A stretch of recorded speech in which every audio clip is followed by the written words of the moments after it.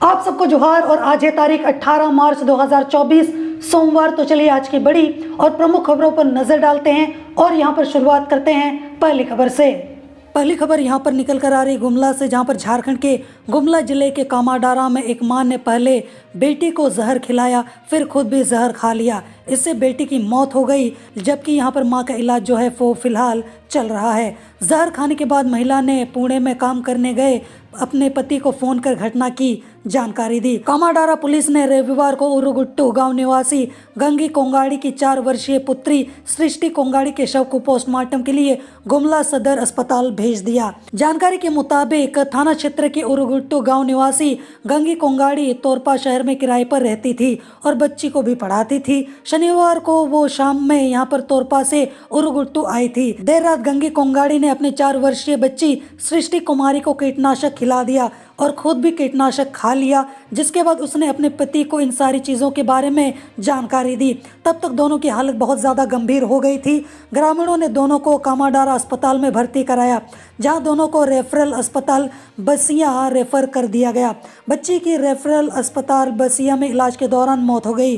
महिला की नाजुक स्थिति को देखते हुए बेहतर इलाज के लिए सदर अस्पताल गुमला भेज दिया गया, जहाँ महिला जो है वो फिलहाल इलाजरत है। हालांकि जो महिला है उसने अनजाने में यहाँ पर अपनी बेटी और खुद को जहर दिया खाने के लिए, या फिर उसने जानबूझकर अपनी बेटी को जहर दिया और वो खुद जहर खाकर मरना चाहती थी, या फिर इन सब के पीछे क्या रीज़न है जिस वजह से ऐसा हो गया। क्या यहाँ पर खाने में गलती से इस तरीके की चीज़ें आ गई और दोनों को पता भी नहीं चला और उन्होंने गलती से उसको खा लिया, जिस वजह से इस तरीके की घटना घट गई, या फिर कोई और वजह थी जिस वजह से इस तरीके की घटना हो गई है। आपको क्या लगता है? अपनी विचार आप मुझे कमेंट में ज़रूर बताना। इसके अलावा यहाँ पर अगली न्यूज़ निकल कर आ रही गुमला से ही, जहाँ पर गुमला जिले के भरनो थाना क्षेत्र के डाड़ के शाह बांध के पास ऑटो पलट गया।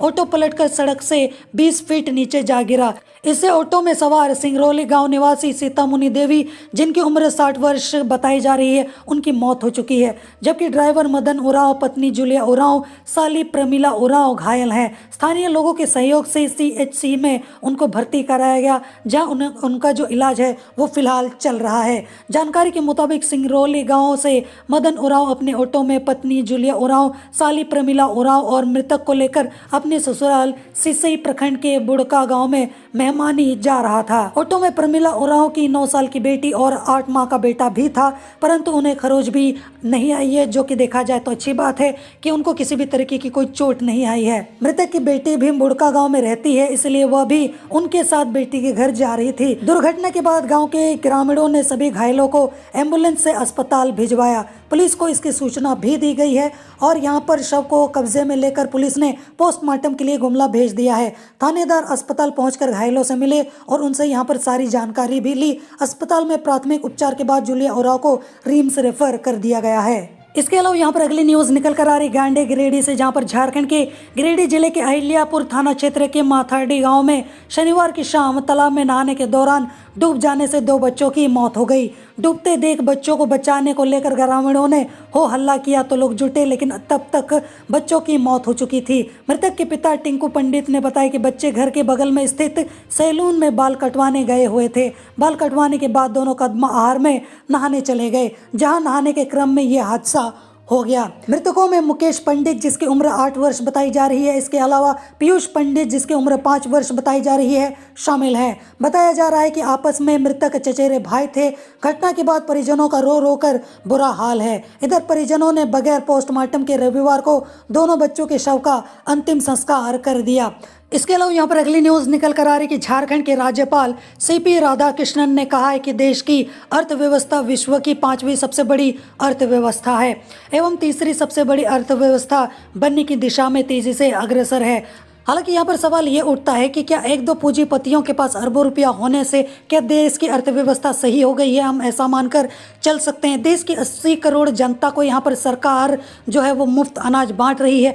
आखिर यहाँ पर मुफ्त अनाज देने की जरूरत ही क्यों पड़ रही है? अगर देश की जनता के पास नौकरी चाकरी हो, उनकी अर्थव्यवस्था अच्छी हो, तो ये जो सरकार 80 करोड़ जनता को यहाँ पर मुफ्त में अनाज बांट रही है, जो कि इस बात को दर्शाता है कि हमारे देश की हालत बहुत ही ज़्यादा खस्ता है। पहले जो लोग थोड़ा बहुत भी अर्थव्यवस्था अर्थव्यवस्था के मामले में अच्छे हुआ करते थे, उनकी भी हालत अब बद से बदतर हो गई है। इतनी ज़्यादा बदतर हो गई है कि पहले जो लोग खुद से दाल चावल खरीद सकते थे, अब उनको सरकार के ऊपर निर्भर रहना पड़ रहा है। हालांकि उससे भी कुछ भी यहाँ पर फ़ायदा उनको तो मिलेगा नहीं, क्योंकि 5 किलो अनाज से यहाँ पर किसी का पेट भरने वाला नहीं है।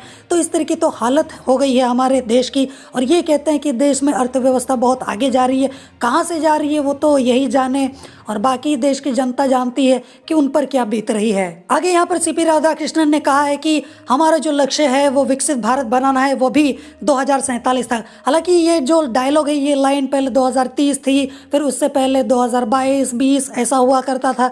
अब ये धीरे धीरे बढ़ता ही जा रहा है, यानी कि जो पिछला हमने 10 साल इनको दिया वो सब फोकट में ऐसे ही चला गया। इसके अलावा यहाँ पर अगली न्यूज़ निकल कर आ रही कि सरायकेला खरसावां जिले के आदित्यपुर औद्योगिक क्षेत्र के आरएसबी प्लांट 1 के अंदर अचानक से रविवार को तेंदुआ नजर आया, जिसे देखते ही लोगों में अफरा तफरी मच गई। कंपनी के कामगारों द्वारा इसकी सूचना तत्काल वन विभाग को दे दी गई। खबर मिलते ही यहाँ पर वन विभाग की टीम जो है वो एक्टिव हुई और मौके पर पहुंच गई। और इस मामले में एक सीसीटीवी फुटेज भी देखने को मिला, जहाँ पर एक बच्चा जो है वो सड़क से गुजर रहा है और उसके थोड़ी देर के बाद तेंदुआ सड़क पार करता दिख रहा है। स्थानीय लोग बताते हैं कि वह बच्चा बाल बाल बच गया, अन्यथा कोई बहुत बड़ा हादसा भी हो सकता था। तेंदुए को पकड़ने के लिए मौके पर पहुंची वन रक्षी ने जानकारी दी है कि सरायकेला खरसावां जिले के आदित्यपुर औद्योगिक क्षेत्र के आरएसबी प्लांट 1 के अंदर तेंदुआ देखने को मिला है, जिसके बाद सुरक्षा के दृष्टिकोण से सभी कामगारों को बाहर निकाल दिया गया है और तेंदुआ को यहां पर पकड़ने के लिए वन विभाग की टीम जुट गई है। हालांकि तेंदुआ अब तक पकड़ा नहीं जा सका है, जब तक मैं आपको ये जानकारी दे रहा हूँ। इसके अलावा यहाँ पर अगली न्यूज़ निकल कर आ रही है कि राजधानी रांची के बिरसा मुंडा एयरपोर्ट स्थित मौसम केंद्र के मुताबिक 19 मार्च को जिन अभी 10 जिलों का मैं आपको नाम बताऊंगा वहाँ तेज़ हवाएं चलेंगी और जिसकी रफ्तार 40 से 50 किलोमीटर प्रति घंटे की हो सकती है। इसके साथ ही गरज के साथ बारिश और वज्रपात के आसार होने की भी संभावना है। मौसम विभाग के मुताबिक राजधानी रांची, गुमला, खूंटी, सिमडेगा और पश्चिमी सिंहभूम जिलों में कहीं कहीं ओलावृष्टि होने की भी संभावना है। इसके अलावा यहाँ पर अगली न्यूज़ निकल कर आ रही कि झारखंड राज्य के उत्तरी भागों में यानी कि जैसे कि पलामू, गढ़वा, चतरा, कोडरमा, लातेहार और यहाँ पर लोहरदगा समेत कई जिलों में तेज हवाओं के साथ बारिश होगी। वज्रपात भी हो सकती है। हवा की रफ्तार 30 से 40 किलोमीटर प्रति घंटा भी रहने का अनुमान है। 20 मार्च को भी कई जगहों पर तेज हवाओं का झोंका चलेगा। वज्रपात होने की भी संभावना है। 20 मार्च के लिए यहाँ पर मौसम विभाग ने येलो अलर्ट जारी कर दिया है।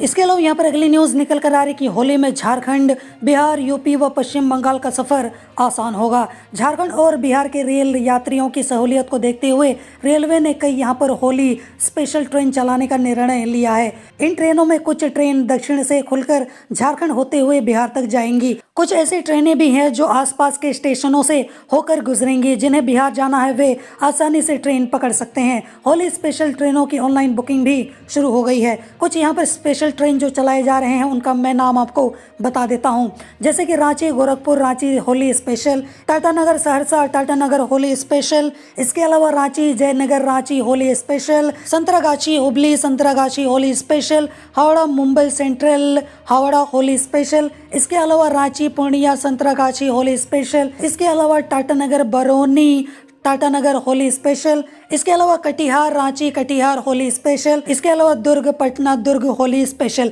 तो ये वो ट्रेनें हैं होली स्पेशल में जो चलने वाली है, जिसका मैंने आपको नाम बता दिया ताकि आप यहाँ पर धक्के खाने से बच सको। इसके अलावा यहाँ पर अगली न्यूज़ निकल कर आ रही कि लोकसभा चुनाव 2024 में झारखंड में 13 मई से 1 जून तक 4 चरणों में चुनाव होगा। इस बार राज्य में 1422 अति संवेदनशील, 9265 संवेदनशील और 20,256 सामान्य बूथों की संख्या होगी। हर फेज के चुनाव में 216 कंपनी अर्धसैनिक बलों की जरूरत पड़ेगी। इसमें सीआरपीएफ, बीएसएफ, सीआईएसएफ आदि शामिल होंगे। इसके अलावा झारखंड पुलिस के जैप की 68 कंपनी, आईआरबी की 34 कंपनी, एसआईआरबी की 7 कंपनी और एसआईआरबी की 109 कंपनी के अलावा होमगार्ड की तैनाती भी होगी।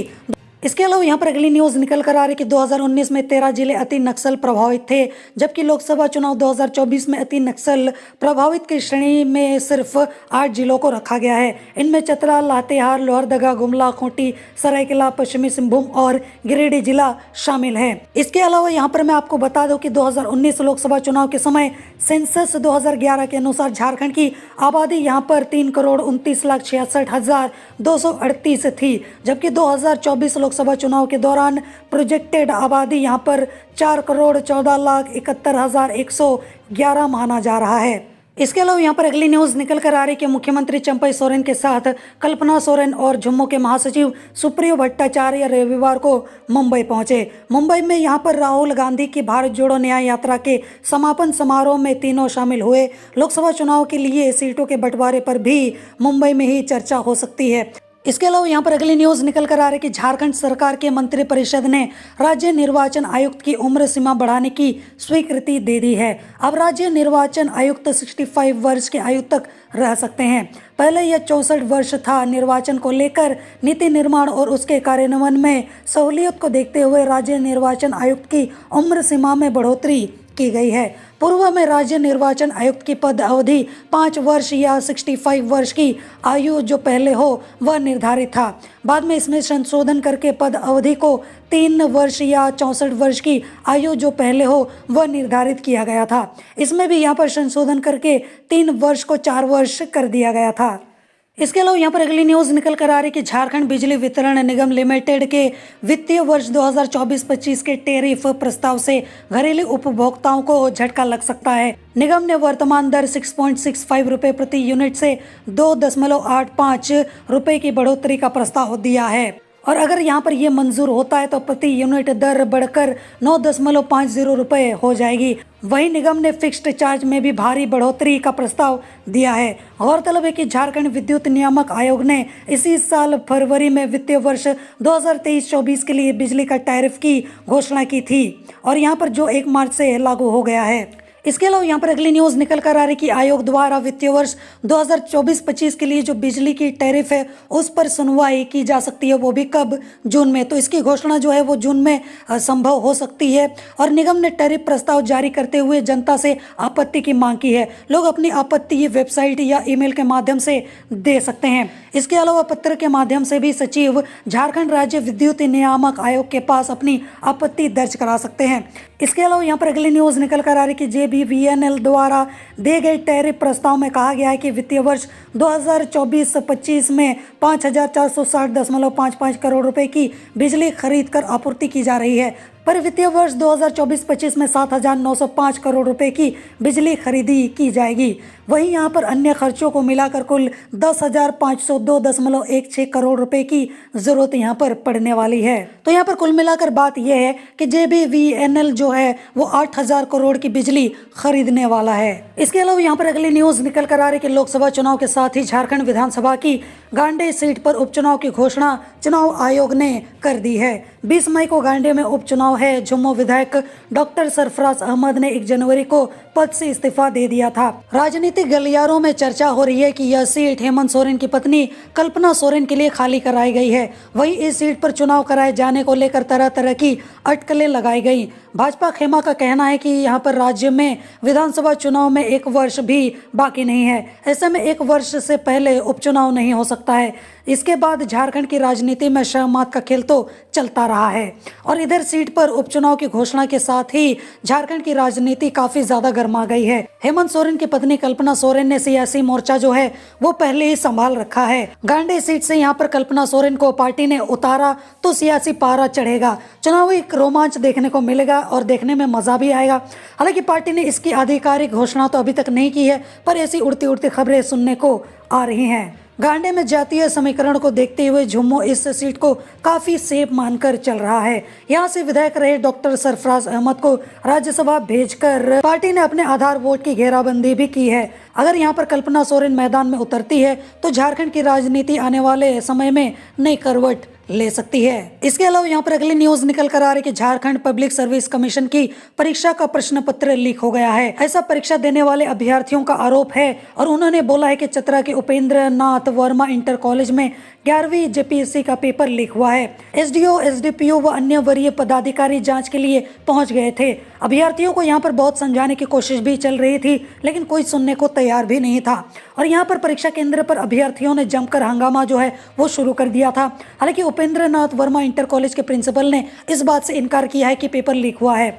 उन्होंने कहा है कि कंट्रोल रूम में नियम के अनुसार प्रश्न पत्र का बंडल खोला गया। आरोप है कि प्रश्न पत्र के बंडल को प्रिंसिपल के चेंबर में खोला गया। वहीं प्रिंसिपल का यह कहना है कि पूरे मामले की वीडियोग्राफी कराई गई है, कोई अनियमितता नहीं की गई है। अब वो तो जांच के बाद ही पता चलेगा कि हुई भी है या फिर नहीं।